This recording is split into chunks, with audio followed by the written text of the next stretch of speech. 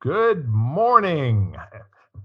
We are lighting the candle, a world that works, and getting ready to have a amazing time. Best day ever, always, right?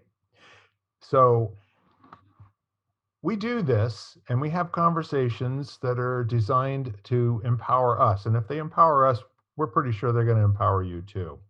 So we'll cover all sorts of different topics. And today I was thinking that might be kind of interesting if we were to kind of dive into energy. And Okay. what I mean by that is that the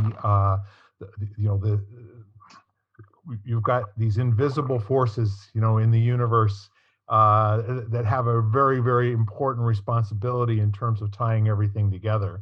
And hmm they don't cast us a shadow, but quite clearly we know they're there. We can test for them, and they actually, gravity, love, energy, all that stuff, right? Yep. So when we think in terms of our relatedness to each other, those three things are very similar in terms of how they connect us. And they probably use some of the same pathways or same measurements. But today I really wanted to kind of like dive into the whole idea of what is our relationship to energy and what's energy's relationship to us and to all of the universe. Does that leave us Hmm. enough room to kind of like have a little chat? That's probably more room than we would possibly know what to do with. I think it's the field of all possibilities, right? So, Yep.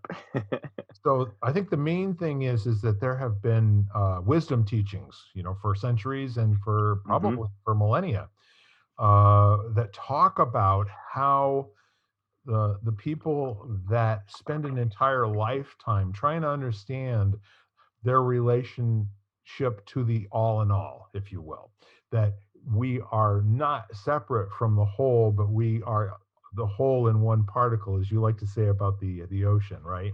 And Yeah, you are not a drop in the ocean. You are the entire ocean in a drop. there you go. Yeah. So when you think of it in terms of how people relate to themselves, there's a thrownness, I want to say, to objectify or thingify human beings, where this whole school of thought that we are a spiritual being in a human form, or are we a human being with a spiritual aspect to us? So those are kind of like the edges of the energy conversation, in my opinion. That Mhm. if we look at where information comes into our body, all the automatic and autonomic systems that we have that keep us breathing and our heart beating and the thinking, the 80,000 thoughts that we have no control over all day long. It's like, that's pretty prolific if you stop and think about it, Mhm. that there's energy that's creating each one of those little thought messages, and then the ones that we choose to empower by investigating or spending a minute kind of dwelling on. So I'm going to take a breath here in a minute, but the, the I want to kind of talk about the empowerment possibilities that are available when people realize that we are energy, right? And we share energy not by choice, just by definition. That's how it works. Our place in the universe is carved out because we are a unique individual. And well, you know what, that old saying that you matter, you Mhm. know, unless you're traveling at the speed of light, then you energy, right? Yeah. Kind of fun. So what are your thoughts in that? I know you've done extensive readings, into ancient traditions, as well as lots of conversations with the modern thinkers from the 1890s on. Yeah, and some pretty amazing mentors. So I'll begin by saying the more experiences I've had and practices, whether it's, qigong or meditation or, Zen warriorship, whatever, the less qualified I feel to speak about any of this. Because it's just, Become it's painfully amazing. aware of, It's of how vast the amount is that you don't know, right? You're yeah, aware of what yeah, you and don't it's know. really humbling. So I always feel a little cautious in, it's almost like, proceed at your own caution. I don't in any way feel that I have anything figured out. Um, However, it's worth, sharing some insights and things that have been shared with me, and even, just the idea that really we're all the same energy. We're just loosely held together in ways that differentiate, differentiate us, whether it's a human or a table or, a rock. It's all the same thing. So, and the other thing that, um, one of the things my mentor said is when you actively look to understand your connection energetically to the universe around you, it immediately severs you from that connection. So it's like this kind of paradoxical thing where if you try to figure it out, you're actually isolating yourself from that connection. And a lot of the meditations, with various people that I've worked with, it's that letting go of that sense of identity and that sense of self and kind of just being open, you know, like an open focus thing, opening three or more senses at the same time. And that gets that thinking part to kind of calm a little bit. And, you get connected more into, just your place in the greater scheme of things and the value of that place. I like it as a way to open the channels for active listening with multiple senses at the same time. Yeah. The humble would say that knowing nothing and being nothing is the essence of being everything. And so, although that sounds like gibberish and funny speak, the only way that something can take a space, according to Einstein, that all things, including thoughts, occupy a specific location in the universe at any particular time, and only one can be there in that space at a time. So the interesting conversation is how does one tune into the energy and the meditation and the openness, like the frequency of where the whole thing starts to bring some empowerment or make some sense in terms of just being calm or being open and accepting. And I've been studying a particular individual, a guy who I think he lived until about 1925. His name is Hanel, and I haven't heard it pronounced out loud, so it may be pronounced differently. Charles, I think his name is Charles F. Have you studied, the master key system at all? I don't think so. No, it doesn't sound familiar. I would recommend this to you. You can get it on Audible. And the neat part of this is almost every single self-help person all the way back to Napoleon Hill, and they all borrowed shamelessly some of his best ideas. Hmm. But the more recent one, there was a man in the 1990s who called himself Veronicus and had a multi-level marketing deal where he had done a tape series and some workbooks, and I think he was charging like $2,000 for this wisdom course, and he was calling it the Commonwealth method. But 80% of what was in it had to do with direct quotes. And oh, by the way, I didn't introduce you or introduce me. It probably would be nice, I mean, since this is our 79th or 80th podcast. I'm Bill Correll, and as usual, this is Ken Caputo hanging out with me today. So back to the thought. See, when you're flowing and you're free to have energy impact you, it means that sometimes you may be jumping around in your conversation. It means that there may not be a first, second, or third order in terms of the experience or in terms of bringing the language out. So back to Veronicus. Very nice 3-day long exercise, listening to the tapes. And he uses a metaphor of the captain and the crew, okay? Mhm. Where the crew is the subconscious, and the crew is the one who's out negotiating with the universe for everything that you ever dreamed of, and everything that you ever want. And they're listening and hanging on every single word that you say all of the time. So the power of positive speaking, the whole law of attraction thing, the fact that the crew is listening and they can't hear the word not. So it's very, very important in this model to ask for what you want and to very powerfully describe it, and very using affirmations and that sort of a thing repetitively. So the Veronicus model is quite different from Hanel in terms of how to relate to it over time, but this guy was genius. He made a very marketable and very commercial application out of having a correspondence course, right?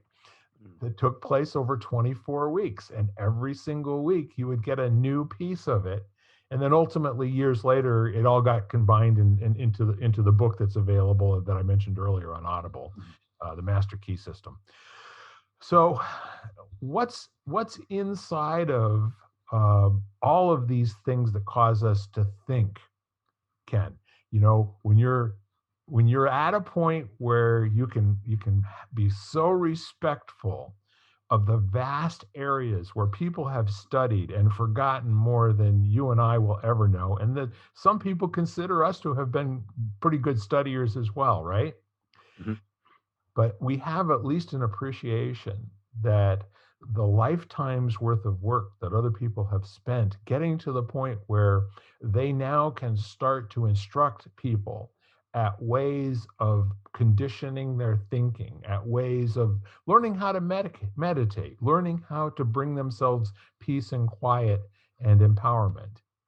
And I think that might be what you were pointing to, and I would say of the people that I know, you're at the head of the class in terms of at least having the methodologies and the steps that people can try many different ways to access this space of kind of being clear and possibly being thoughtless or being focused on a thought or creating a state relationship into a mind picture. And I think it's Mhm. fascinating. I really do. Yeah, it really is, and it's an interesting thing because it's very much like if you're thinking just in terms of meditation, mindfulness, whatever words you want to use, um, it's kind of like nutrition and exercise. It's very unique to the individual. There are guidelines, but then you have to be willing to test things and not just implement what worked for someone else because that may not work for you. We're also different, so and I think that's where for me a lot of the hesitancy, I say I don't know a lot when I'm working with people because I don't know, and it's and you don't know. The only way we know is through practice and play and then tracking trend lines for what it does for us. So for example, personally, I find the highest meditative state for me is through rhythmical, repetitive exercise. So like walking, running, cycling, breath, the world goes away and I'm just really connected in.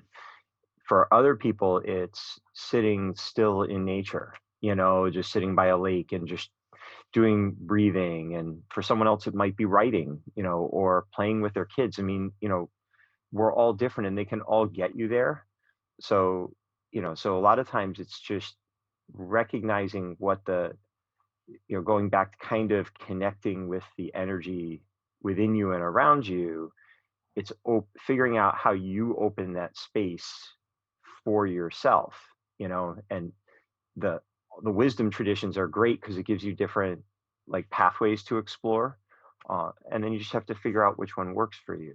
The one thing that strikes me though, there's two kind of related martial arts kind of sayings. One is half of all power comes from knowing how and when to relax, and the other one is power is defined by a lack of resistance. So and it's interesting working with people who come from a Western background, we tend to be a little bit more doers. So it's like, how do I do it?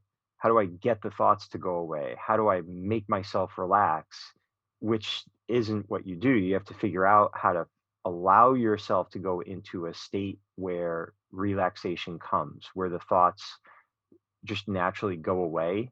And that can be really challenging. And, everyone's got to kind of, figure out how to do that if they're interested in it. Yeah, I think, especially with most of the people that I know, the ones who are more interested in, um, let's say, public um, recognition, public uh, persuasion, being somebody who is considered to be someone who matters. A lot of TV personalities and radio personalities and talking heads on the news and that sort of thing. The West is really well schooled in force and domination, and the whole dichotomy of being dominated or to be the dominator, right? And so most of the, like you said, the doing it turns out to be some version of force, which they Hmm. misname as power. He's a very powerful person. Well, how do you know that? Because he makes people listen to it. No, that's nonsense. Power is the absence of force. Power is the natural order of things anyway, that in order for the energy to flow through you and flow through the other people that are around you, there's no force. It's a dance. It becomes this, kind of the way it was explained to me that I like to say is it becomes this delicious experiment for which there are no rules. And the moment that you try to impose rules, you're now back into the domain of force. So your best conduct is to create this opportunity for nothing. This wide open space where all you are allowed to experience is the next natural thought or feeling in your body that isn't being directed by one of the superficial subconscious thoughts that is telling you something that you know is contrary to what's really so. Thought distortions, Hmm. that sort of thing. Yep. We all have those little thoughts like, I'll never be able to lose weight, or I'll never be financially secure, or I'll never be lovable enough for that person. All of those things we listen to those messages as if they're the truth, and they're the Hmm. exact opposite of the truth. And there are cultures where people don't have to find something wrong with themselves in order to be able to coexist with other people. There are cultures out there where that is possible. Hmm. And I'm not sure that I've ever met anybody from there, but I've read some pretty interesting books and stories about villages and that sort of thing, where there are no rules per se, and the conduct of people is always what's good for everyone. What would that Yeah. look like? Yeah. It'd be an interesting thing. I think it's always interesting. It seems like the more moving parts, the more challenging that becomes, you know, and the more individualistic and independent the group is, the more challenging it becomes as well. But there's also a lot of value to that because that's where a lot of innovation and, all kinds of new energy can be created out of that sense of, being willing to think differently from the group or push back against norms, that kind of thing. So you're right, it's a balance thing. It's funny, how many times do you find yourself in a try harder mode, where we've developed a skill set, and when things aren't working for us, we like double down on that skill set. And we do like one of the little programs I do is a 5 animal mindset multiplier thing. So it's taking the 5 martial arts animals, but thinking them as like solution minds. So if you have someone who's kind of skillful at being tiger-ish, they're really direct, they say what's on their mind, they lead from the front, they're just, that kind of strong, confident and competent person, every once in a while they run into something that they're not successful with that, so they get more tiger. It's like, I'm just gonna push through this, or I'm gonna hustle or grind or outshout or outwork whatever it is, Yeah. and the interesting thing is, if you offer them a remedy, which a lot of times what we recommend is crane. So instead of being more tiger, let's balance that with crane, which is more listening, empathy, relying on structure instead of strength, and just like calming. So, and then all of a sudden, it takes away the resistance that they're feeling, but the instinct is to just do what we already know how to do and just do more of it. And if we don't know that we even have a choice to do something else, that's what we find ourselves. So I'd see that with people who were, like going into work with people on basic relaxation skills, and they're trying to figure out how to breathe, which right there, they're in trouble. But they're like, how do I make, I'll just do more of it. I'll do more diaphragmatic breaths. I'll be more relaxed. And it's like, you're right. It's contrary to what will actually work, but it feels like it makes sense, so we just keep pushing in that direction. Yeah, you're spot on, and that's where our thrownness as a culture, to employ force. And I mean, you see this, when people are not speaking the same language. I mean, like somebody who typically would speak French is listening to somebody else who's speaking English, and the English speaking person thinks that by speaking more loudly with more volume that they would be understood better, as opposed to no, Yeah, the language makes no sense. It's not how you're saying it. It's the words might as well be just, babble, right? it's so So, human though, because if you only know English, what are you going to do? You're going to try harder to use English to communicate. It's such a human thing. It's so fascinating. yeah, and where the real access is more like playing, charades and miming and using pantomime and demonstration and all these other techniques that are not verbal language. They're more what's the same between us, Can you even imagine? And it's like where you're describing this sort of a toolkit, in my view. Mhm. It's like the old saying that he that's good with a hammer thinks everything's a nail, right? Right. Yep. And Yeah. all you ever need is a bigger hammer, right? So the other part of it is if you think about life requiring that you show up with a toolkit, that when you're in the downtime mode, all of these things that we're talking about, these practices and the things that will prepare you, for the unexpected, it's a little bit like, when Tiger Woods goes on to the golf course.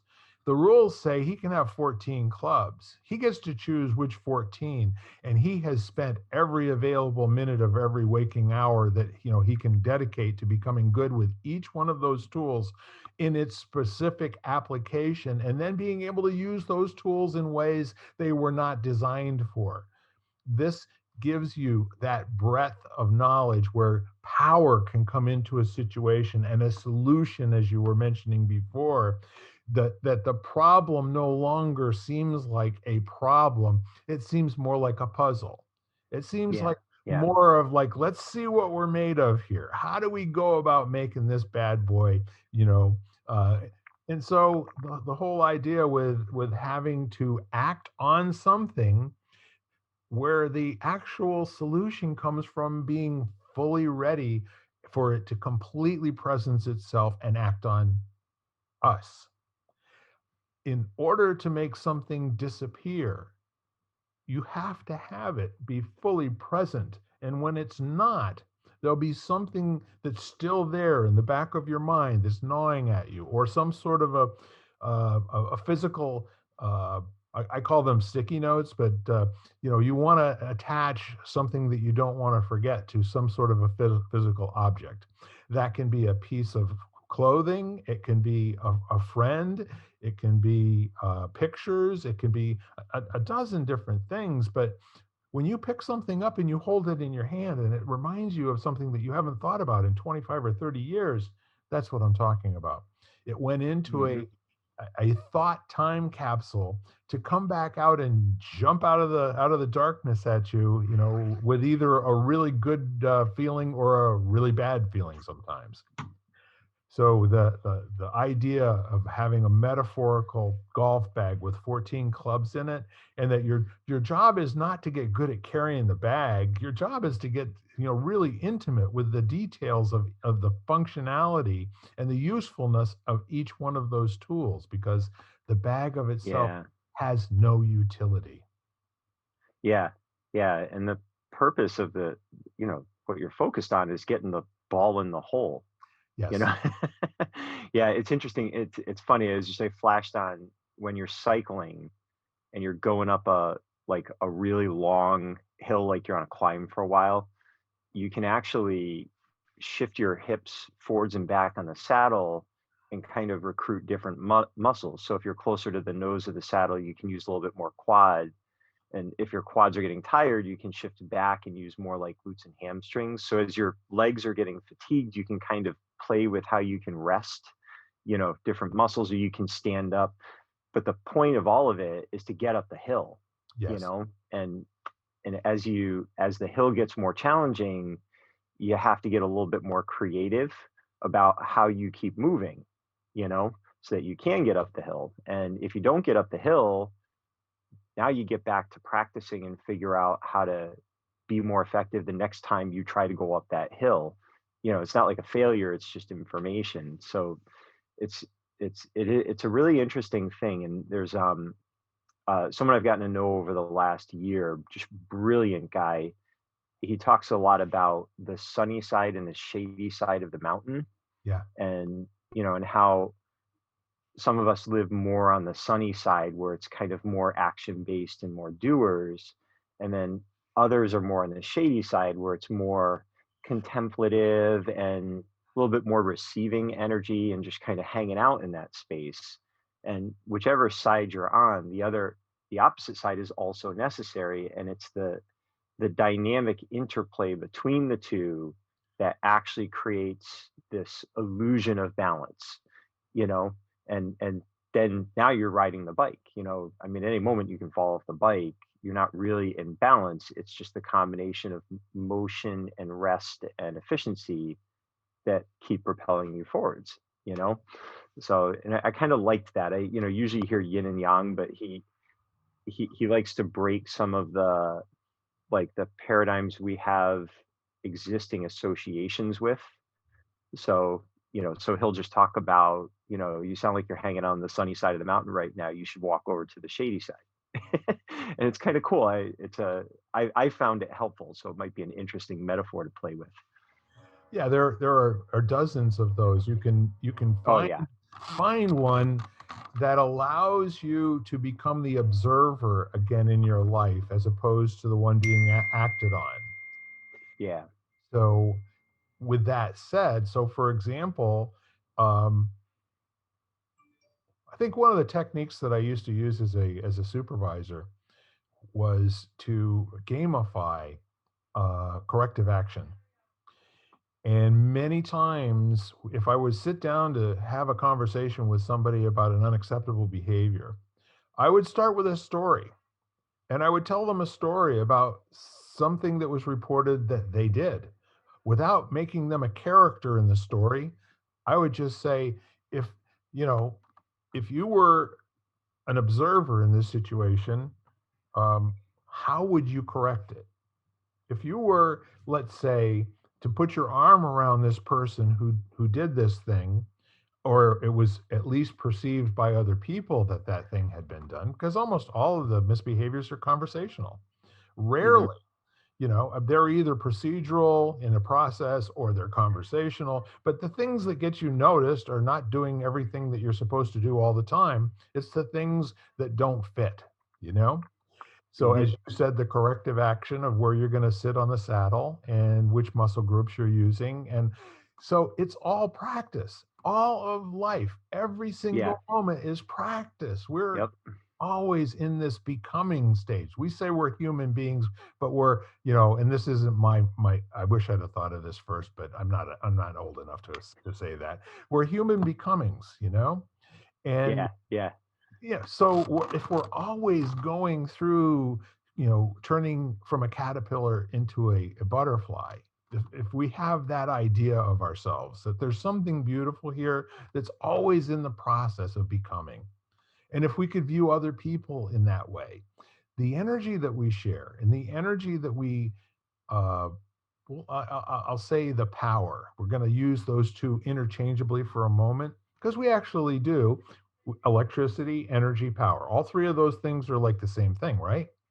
Hmm. And the electricity is actually the measure of power or energy. And so if we're in a position where we're reviewing our human becomingness, if we're thinking in terms of, I'm not supposed to get this right every time. As a matter of fact, the more I fail, the more I learn. I don't learn anything from succeeding. Succeeding is an Hmm. event for which nothing got changed, nothing got better, nothing got, you know, it just worked, okay? And that's not instructive for most people. So you always find the people that are so process oriented. Let's find a way to, disrupt this. Let's find a way to make it not work on purpose and see how durable it is. Let's see how hard it is to take an empowerment or a powerful place to be in the universe and shift it into force. And I've been playing with this for a little while, so if it doesn't sound like it's quite thought all the way through, I'm still working on it. But the point being, the relationship that we have between what seems to feel good and what seems to not feel good or feel bad, because those are usually the two domains that we put things, that's good or that's bad. Well, if you take an economic look at it, there's no good and bad. There's a cost or a benefit. And Yeah. The Buddhist practice, they refer to it as skillful and less skillful. yes, Yeah. So it's just, so by nature now, it's not this either or black or white thing. It's just a spectrum. And it's where are you, and it's sliding constantly. So where are you at the moment? And that's impermanent and can be changed either through internally or externally, you know? yeah. However, there's one thing that's got to happen in order for any of that to happen, right? You have to be a mindful observer. And Yeah. the best analogy that I can have is that we live our lives as if what's going on out here from the skin out is a television screen or a movie screen, right? And whatever's going in internally, whatever's going on internally, we view that as, our thoughts. We view that as our world. We view that as our particular private side. You know what I mean? Hmm. And more often than not, where the world really starts to get good is where people are no longer interested in having an inside or an outside, but they're now interested in having all of our sides be part of this beautiful tapestry that all comes Yeah. together. Yeah. Yep. And it's not a question of handing something to somebody and having that exist the same way through time. It's more about, all right, so here's what I'm saying. And now what have you got? How do what's your ingredient that you're going to put into the mix here? Hmm. So that as we're looking at this, we're all kind of co-creators of this beautiful, beautiful conversation. Yeah. Yeah. Yeah. And actually the co-creator, that, that's an interesting thing too, because there's another, I guess you could say, oscillating dynamic. It's the center of gravity between I and we, which are both necessary. So when are you in a place of I where you're focusing on yourself and your contribution or manifestation or whatever? And when are you recognizing that as part of that tapestry you're talking about, where it's really not about you? Like the Zen practice of no trace, where you basically you influence a situation without anyone having any knowledge of the fact that you were even there. You just did it because it was the right thing to do. You know, we talk about that in teaching a lot.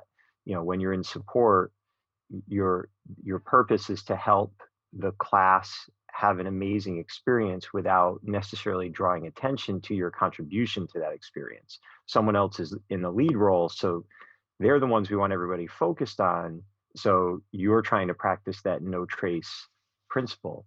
So, and again, it's interesting. Sometimes you need more we, sometimes you need more I, or you become ineffective, you know, and it's just this constant, you know, navigation between those two.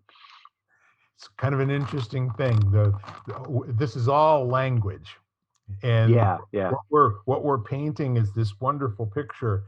And I'm left also with the thought of the whole notion of leading from the back of the room or leading from Mhm, behind.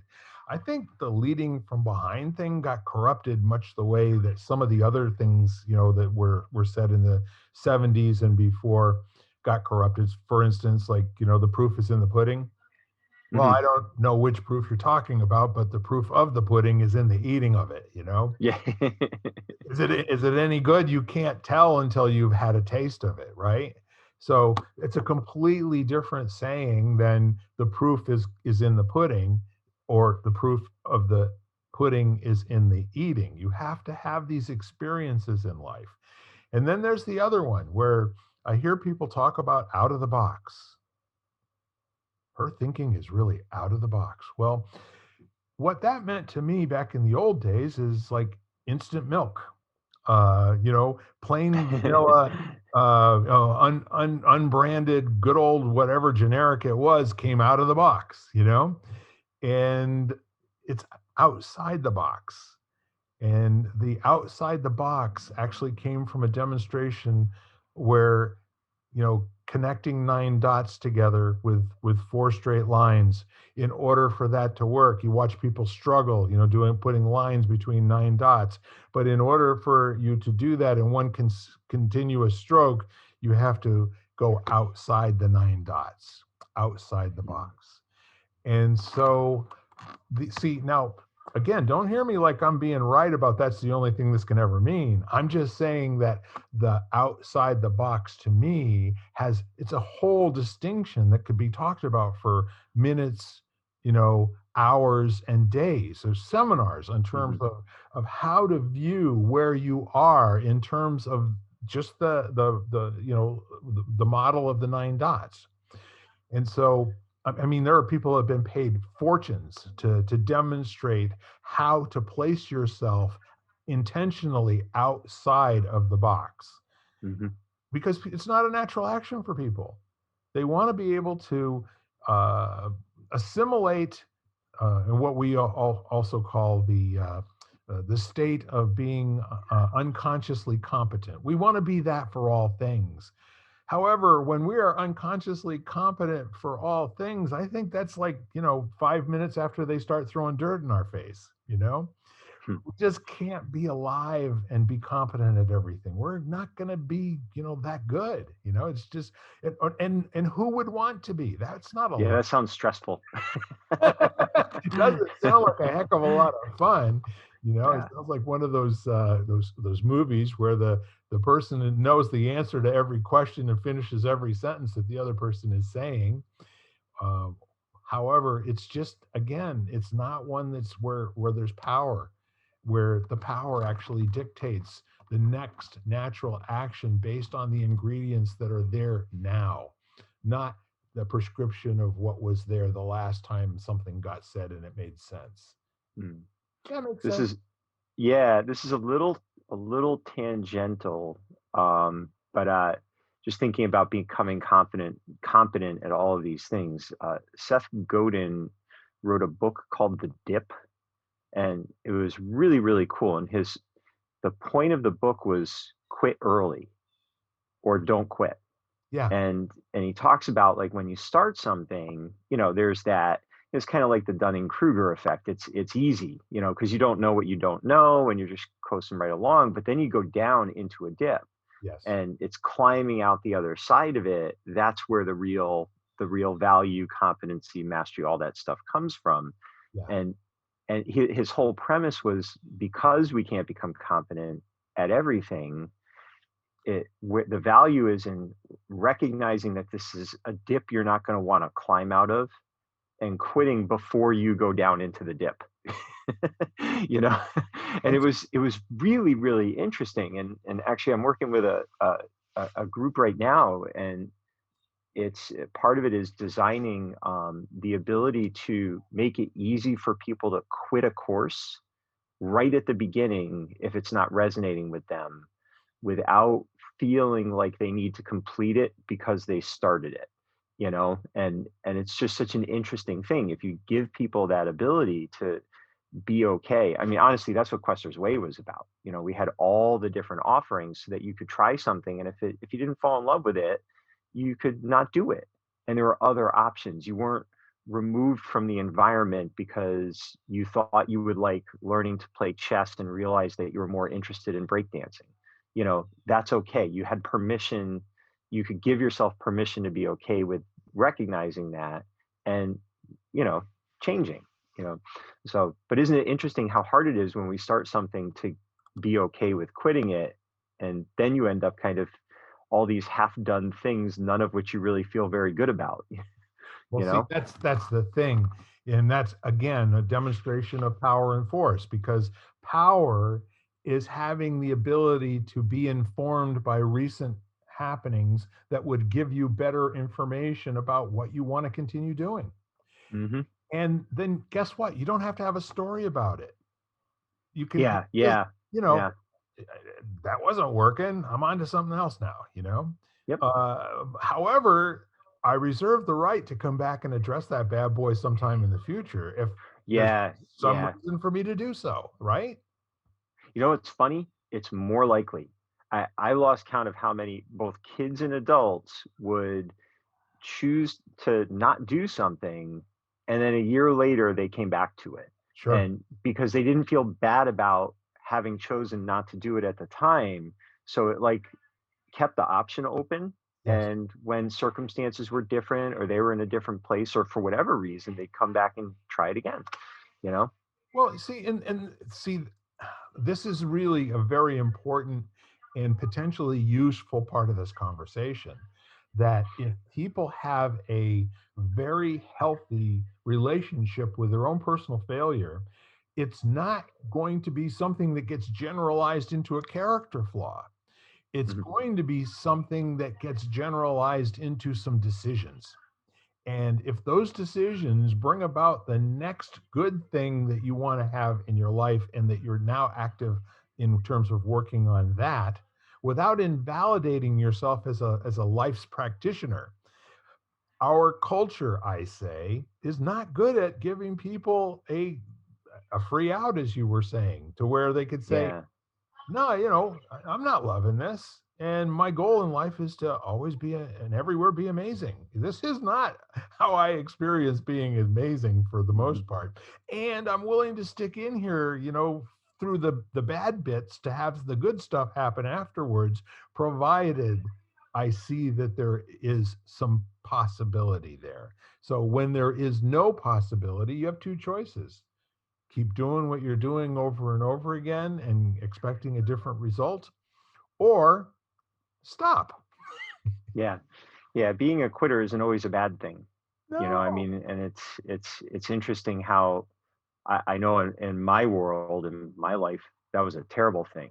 You didn't ever want to be associated with a quitter. You never gave up And on anything, and I think that was kind of detrimental to my my well-being at times. So yes. I'm sure other people have had similar things where they could just feel, whether it's a relationship, or an activity or job, and they're feeling that sense that this is not the right circumstance for them, but then either someone or something inside themselves kind of puts them in that place of force, where you're forcing yourself to keep at it or whatever.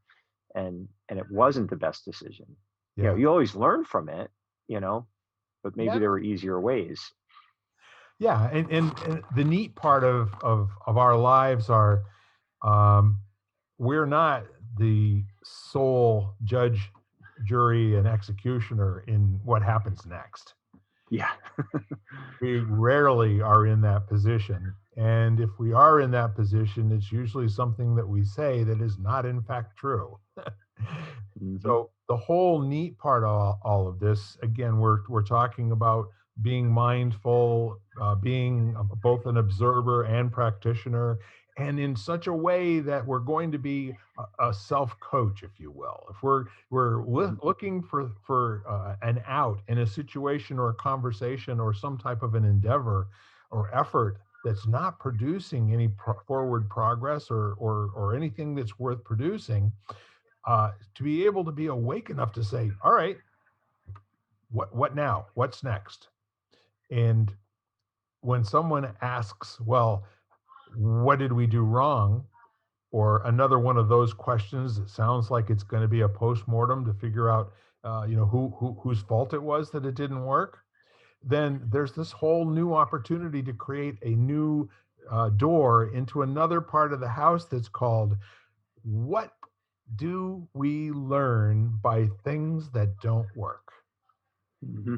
What's the experience? And as you said before, the whole idea of killing yourself, going up that hill the exact same way every single time, and you think that's all you can do, that's leaving so much of life on the table, unexperienced and Hmm. unsatisfied. And our job, according to going all the way back to our Mr. Hanel, our job is to have all of the abundance that the universe already has for us. You know that old saying, where the guy dies and he goes to heaven, and Saint Peter take has him choose a door, and he chooses the door on the left, and in there are all these wonderful things that during his lifetime, you know, that meant something to him. And then he says, "Would you like to see what's behind the other door?" And he opens the other door and he says, "These are all of the things that I had planned for you, but you never asked." And it's Mm. everything, you know. Yeah. Yeah. So if you think about being disempowered or being at the mercy of force, it's going on in between our ears. It's not going on out there. It's never going on out there. Hmm. And I'm resting on, our one of our five fundamental rules of the universe is that in any moment there are infinite possibilities of ways to experience that moment. Yeah. Yeah. How are you experiencing it? You know, Yeah. where do you go, to seek relief from the pain? You Yeah. don't have far to go, you know? Yeah. I remember writing a post um, about it, just called "The Moments That We Miss," and it was I've been reading one of Michael Singer's books, and he was talking about, if you just think of like our physical presence and awareness is like walking into a warehouse with infinite shelves with infinite things on the shelves, and all you have is a flashlight. So you can illuminate like one part of one thing on one shelf, and you can't see anything else. And the minute you move the flashlight, the thing you were looking at is gone and it illuminates something else, but you can never see it all, you know, but it's all there, like you're saying. And it was just kind of an interesting thing because, again, there's that balance between recognizing infinite possibility while also recognizing you can't experience it. So not being paralyzed by it, you know, so that you can be in a present moment state of appreciating what you are experiencing and the way you're choosing to experience it, and letting that be enough, you know. Absolutely. And the inspired outside the box thinking would be to take the flashlight and spend a few minutes looking for the wall switch that illuminates the entire warehouse, Yeah. or invent a wall switch that illuminates the entire warehouse. the your analogy is so rich with possibility in terms of people finding a way out. Isn't that the Yeah. whole thing? You know, the Chinese finger, whatever you call those things, the harder you Oh, pull, yeah, the yeah, more yeah. it The grips. hard yeah, exactly. Yep. And at the end of the, of the exercise, the only way to get out of this feeling of being with your finger plugged stuck into a wall outlet, and being, negatively energized to where you have no other thoughts available, is just to relax. Yeah. Let it go, just surrender in that moment and find out what's really happening out there, and give yourself all the credit for creating a moment that really didn't work for you. Mhm. Yeah, What fun. happens.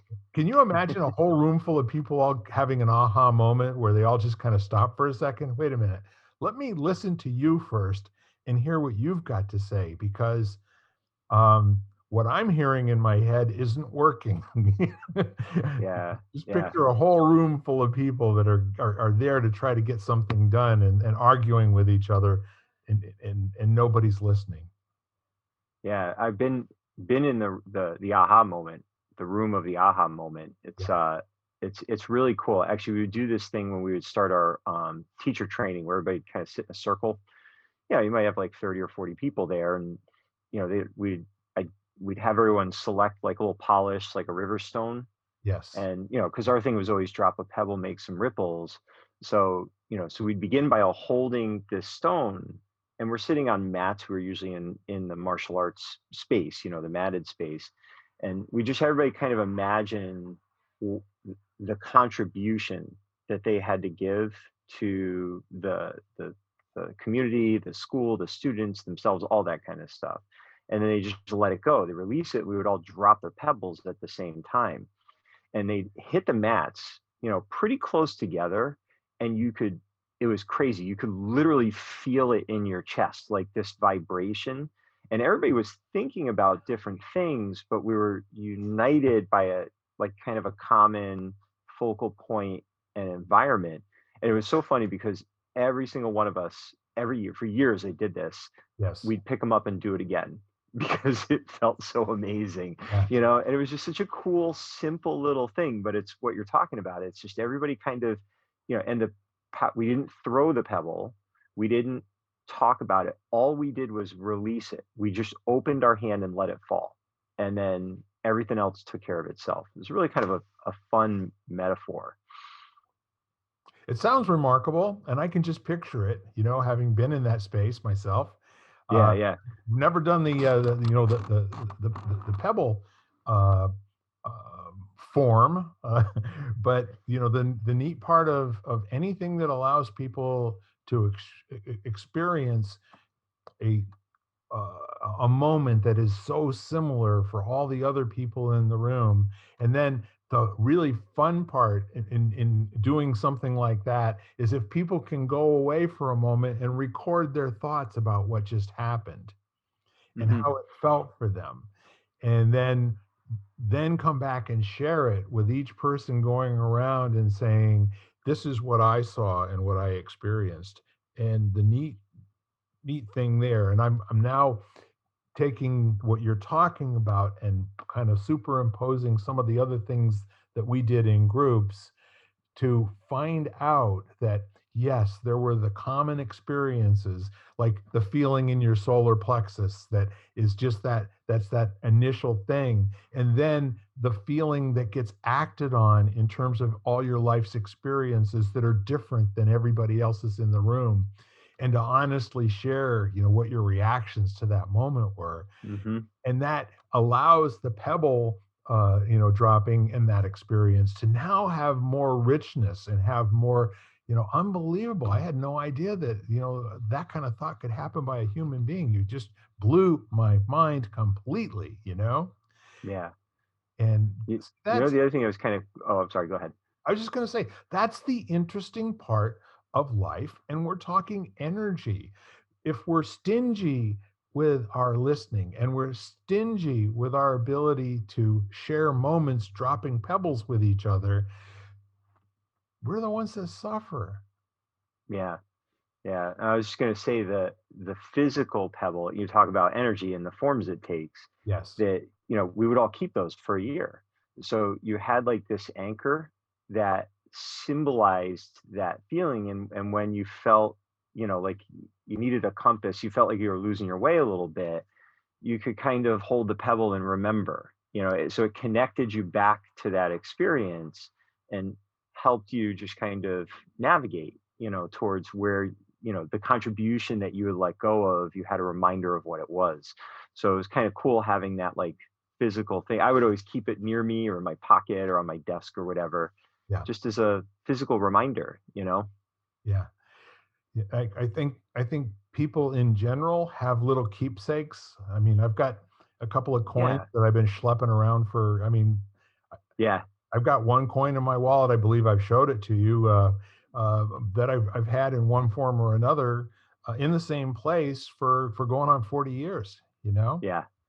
And just taking it out and holding it in my hand gives me, a recharge of whatever energy I left in it the last time I put it away, Hmm. you know, which is Yeah. kind of a remarkable thing. But so there's kind of a cool relationship here. We're talking about energy. We are lighting the candle, a world that works. And the lighting of the candle is something that in and of itself is a spiritual practice. The Hmm. whole idea of taking responsibility for the wellness of our world coming from us, as Hmm. opposed to acting upon us. Like we're in a world that doesn't work. Well, if you feel that way, then what is your responsibility and accountability in the matter of your own life working? Yeah. And if you can be the author of your own life working, imagine what that demonstration makes available for other people that are around. Yeah. Yeah. So I don't know, my friend. Anything else today? No, I think this is a good one. This was fun. Yeah. I'm feeling empowered. How about you? Absolutely. So, ladies and gentlemen at home, we're just sending you the best vibes we possibly can generate right now, and we are challenging you to always be amazing and have the best day ever. And come see us again real soon. Bye bye for now. Bye bye. You've been listening to Lighting the Candle, a world that works, part of the Exvadio Podcast Network.